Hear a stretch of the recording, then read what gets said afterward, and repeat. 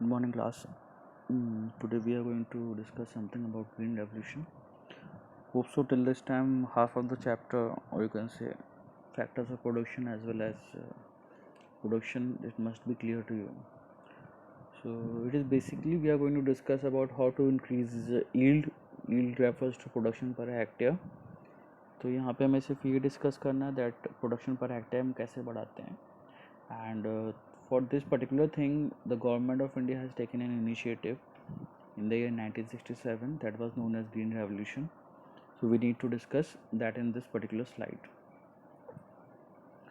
So it was launched by the government of India in the year 1967. In your book it was written late 1960s, so you will stick to that. It was an initiative started by Professor M.S. Swaminathan, who is also known as father of Green Revolution, and it was launched in the state of Punjab, Haryana and western part of Uttar Pradesh. Now था क्या यहाँ पे basically government has taken or you can say Professor M.S. Swaminathan has taken something in the consideration. He has applied many things like chemical fertilizers, modern irrigation methods and all, and a combination of all that helped them in order to increase the yield per hectare. So that basically the sum up of that came to be known as Green Revolution. It was a sustained increase in the production per hectare that was the object of this particular Green Revolution. So I have already told you that it was there for the mainly food crops such as wheat and rice.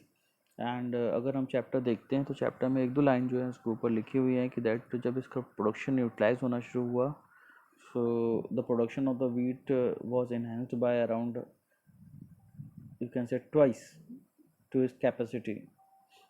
So naturally green revolution was of too much help to the farmers. Now what was there in green revolution, we have to discuss that.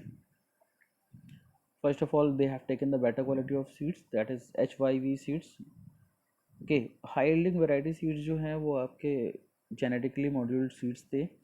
Those were very good and they are able to deliver you good content of the crops in terms of quantity also, in terms of quality also. But they were having a certain disadvantage with them.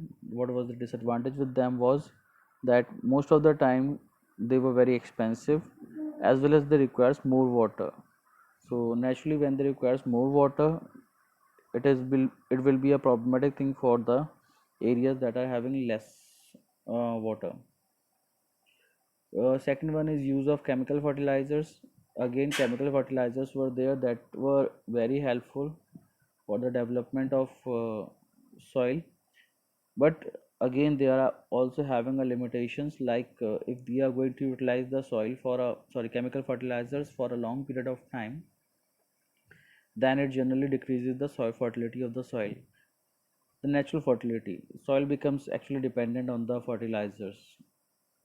The third one is use of modern methods of farming. Now modern methods of farming include a number of things, that is use of modern tools and equipments and all. Okay, along with farming method like crop rotation, multiple cropping.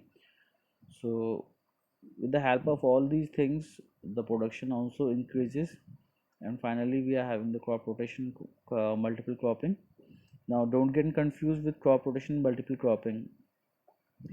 Actually we are having three crop seasons, it is Kharif, Rabi and Zaid. So if one farmer is growing different crops in different season, that is crop rotation.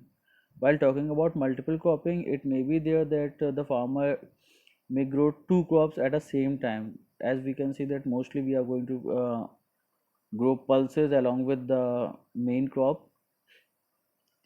So this type of cropping is known as multiple cropping. So multiple cropping is having its another advantages, and crop rotation is having its own advantages.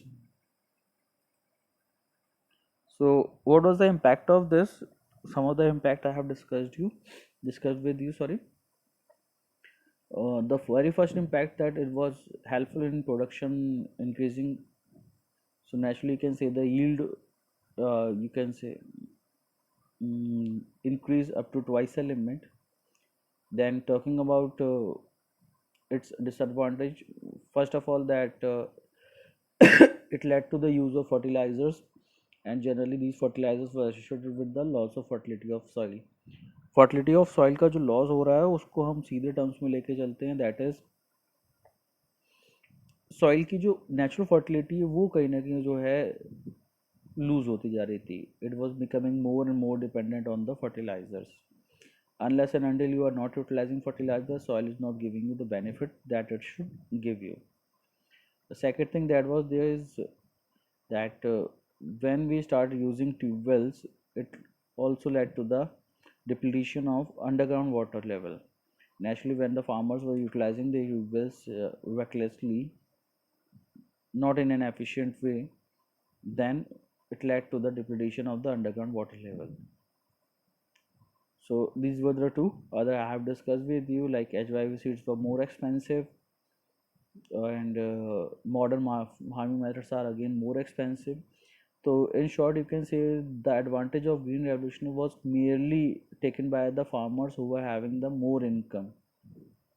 As you can see that all these things were very good in increasing the production per hectare, but all these things were expensive, and since these were expensive, only the farmers who were rich enough were able to purchase them, and thus the gap between rich and the poor farmers widened.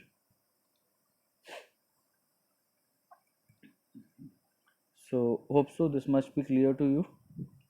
Thank you.